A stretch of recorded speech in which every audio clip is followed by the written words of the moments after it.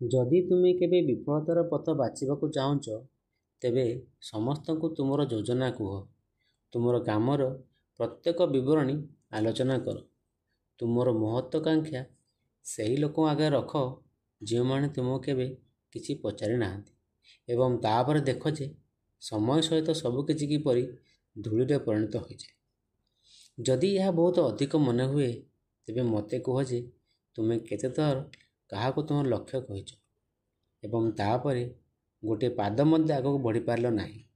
ହୁଏତ ପ୍ରତ୍ୟେକ ଥର ଯେତେବେଳେ ତୁମେ କାହାକୁ ତୁମର ଯୋଜନା କହୁଛ, ତୁମେ ବହୁତ କିଛି ହରାଉଛ ଯାହା ତୁମେ କଳ୍ପନା କରିପାରୁଛ। ସଫଳତା ଦେଖାଇବାକୁ ପସନ୍ଦ କରେ ନାହିଁ, ଏହା ନୀରବତାକୁ ପସନ୍ଦ କରେ। ଏବଂ ଆଜି ମୁଁ ତୁମକୁ କହିବି କାହିଁକି। ପ୍ରତ୍ୟେକ ଥର ତୁମେ ତୁମର ପରବର୍ତ୍ତୀ ପଦକ୍ଷେପ ବିଷୟରେ କଥା ହେବା ସମୟରେ ତୁମେ ତୁମର ଜୀବନରେ ଶକ୍ତି ନଷ୍ଟ କରୁଛ। ଏହା କେବଳ ଏକ ସରଳ କଥାବାର୍ତ୍ତା, ତୁମର ଉତ୍ସାହ ଦେଖାଇବାର ଏକ ଉପାୟ ପରି ମନେ ହୁଏ, କିନ୍ତୁ ବାସ୍ତବରେ ଏହା ଏପରି ଯେ ତୁମେ ସେହି ପାତ୍ରରେ ଏକ ଗାତ କରୁଛ ଯେଉଁଠାରେ ତୁମର ଇଚ୍ଛାଶକ୍ତି ସଞ୍ଚିତ ଅଛି। ଧୀରେ ଧୀରେ ତୁମର ଉତ୍ସାହ ହ୍ରାସ ପାଇବା ଆରମ୍ଭ ହୁଏ, ତୁମର ସାହସ ଭାଙ୍ଗିଯାଏ ଏବଂ ପୂର୍ବରୁ ଯାହା ଏକ ଶକ୍ତିଶାଳୀ ଚିନ୍ତାଧାରା ଥିଲା ତାହା ଏକ ଖାଲି ପ୍ରତିଧ୍ୱନି ହୋଇଯାଏ। ବାୟୁରେ ଉଡ଼ୁଥିବା ଶବ୍ଦ ଅପୂର୍ଣ୍ଣ ପ୍ରତିଶ୍ରୁତି। ଆପଣ କେବେ ସେହି ପ୍ରାରମ୍ଭିକ ଉତ୍ସାହ ଅନୁଭବ କରିଛନ୍ତି କି? ସେହି ଆନ୍ତରିକ ବିଶ୍ୱାସ ଯେ ଆପଣ କିଛି ନୂଆ, କିଛି ବଡ଼ ଆରମ୍ଭ କରିବାକୁ ଯାଉଛନ୍ତି ଏବଂ ତାପରେ ଆପଣ ଏହା କାହାକୁ କୁହନ୍ତି। ଆପଣ ସବୁକିଛି ବାଣ୍ଟିବେ। ଆପଣ ଆଶା କରନ୍ତି ଯେ ଆପଣଙ୍କୁ ସମର୍ଥନ, ଉତ୍ସାହ, ପ୍ରଶଂସା ଆଉ କ'ଣ ମିଳିବ। ପ୍ରତାରିତ ନ ହେବା କଷ୍ଟକର କିମ୍ବା ଆହୁରି ଖରାପ। କେବଳ ଏକ ସନ୍ଦେହପୂର୍ଣ୍ଣ ଦୃଷ୍ଟି ଏବଂ ହଠାତ୍ ଆପଣଙ୍କ ଭିତରେ ଜଳୁଥିବା ଉତ୍ସାହ କ୍ଷୀଣ ହେବାକୁ ଲାଗେ। ଲୋକମାନେ ବୁଝିପାରନ୍ତି ନାହିଁ ଯେ ଅସମ୍ପୂର୍ଣ୍ଣ ଯୋଜନା ବାଣ୍ଟିବା ରାସ୍ତା ମଝିରେ ଗଛ ଲଗାଇବା ପରି। ଏହା ତାହାର ଚିହ୍ନ ସ୍ଥାପନ କରିବା ପୂର୍ବରୁ ଟିକିଏ ସମାଲୋଚନା, ଟିକିଏ ସନ୍ଦେହ, ଟିକିଏ ନକାରାତ୍ମକ ମନୋଭାବ ଏହାକୁ ନଷ୍ଟ କରିବା ଯଥେଷ୍ଟ।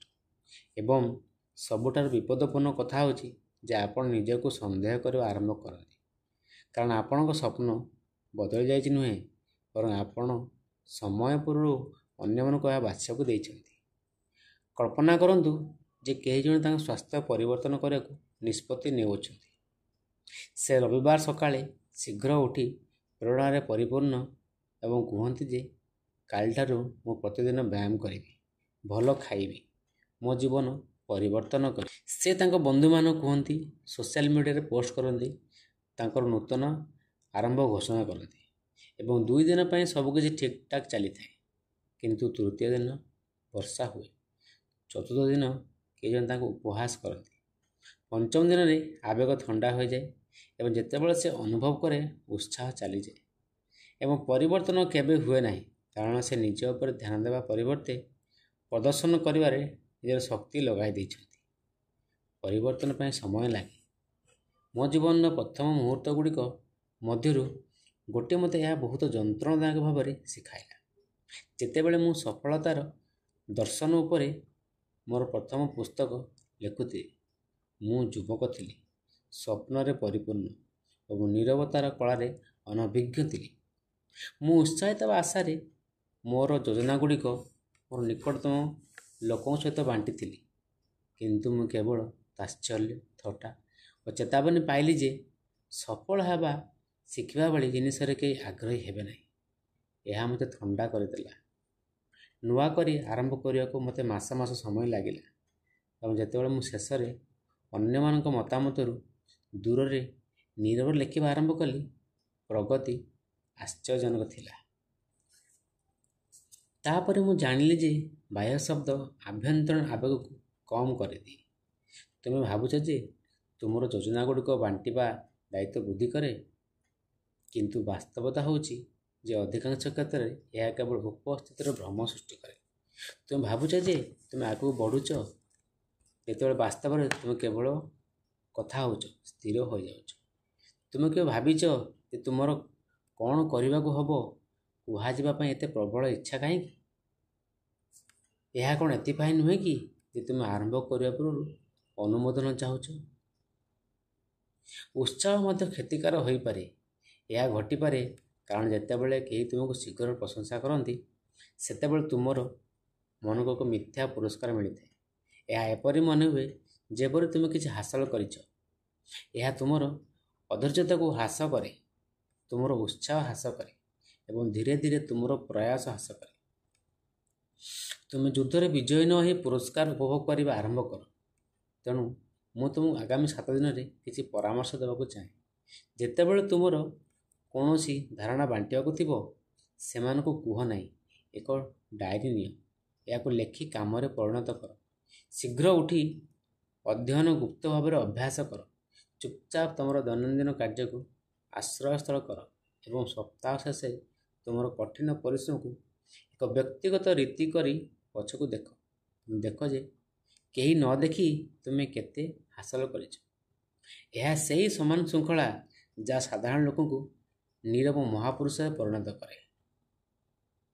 ଆପଣ କେବେ ଲକ୍ଷ୍ୟ କରିଛନ୍ତି କି ଯେଉଁମାନେ ଅଧିକାଂଶ ସମୟରେ କଥା ହୁଅନ୍ତି ସେମାନେ କମ୍ କଥା ହୁଅନ୍ତି? ଯେଉଁମାନେ ମହାନତା ବିଷୟରେ କଥାବାର୍ତ୍ତା କରନ୍ତି ଏବଂ ଯେଉଁମାନେ ମହାନ ହୋଇଯାଆନ୍ତି ସେମାନଙ୍କ ମଧ୍ୟରେ ଏହା ହିଁ ପାର୍ଥକ୍ୟ। ଯେତେବେଳେ ଆପଣ ପଛକୁ ଧରନ୍ତି ଆପଣ ଚାପ ସୃଷ୍ଟି କରନ୍ତି ଏବଂ ଯେତେବେଳେ ସଠିକ୍ ସ୍ଥାନରେ ଚାପ ପ୍ରୟୋଗ କରାଯାଏ ଏହା ଶକ୍ତିରେ ପରିଣତ ହୁଏ। ଯଦି ଆପଣ ଶୀଘ୍ର ନୀରବ ରହିବା, ଅନ୍ଧାରରେ କାମ କରିବା, ଦର୍ଶକ ବିନା କାମ କରିବା ଶିଖନ୍ତି ତେବେ ଦୁନିଆ ଆପଣଙ୍କ ପାଖରେ ଆପଣଙ୍କ ଫଳାଫଳ ଦେଖେ ତ ଅନ୍ୟ କୌଣସି ବିକଳ୍ପ ରହିବ ନାହିଁ। ଏବଂ ଯେତେବେଳେ ସେହି ସମୟ ଆସିବ କେହି ଆପଣ ସନ୍ଦେହ କରିବା ପାଇଁ ବହୁତ ଡେରି ହୋଇଯିବ। ଦୁନିଆ ସ୍ୱରରେ ପରିପୂର୍ଣ୍ଣ, କିନ୍ତୁ କିଛି ସ୍ୱର ଅଛି ଯାହା ଚୁପଚାପ କିଛିକୁ ବାସ୍ତବ କରିଥାଏ। ଆପଣ କି ପ୍ରକାର ବ୍ୟକ୍ତି ଚାହାନ୍ତି? ଯିଏ ଯାହା କରିବା ବିଷୟରେ କହିଥିଲେ କିମ୍ବା ଯେତେବେଳେ କେହି ବିଶ୍ୱାସ କରିନଥିଲେ ମଧ୍ୟ ସେ ଯାହା କରିଥିଲେ ସେଥିରେ ମନେ ରଖାଯାଏ। ଯେତେବେଳେ କେହି ଦେଖୁନଥିଲେ ସେତେବେଳେ ମଧ୍ୟ କମ୍ କୁହ, ଅଧିକ କର।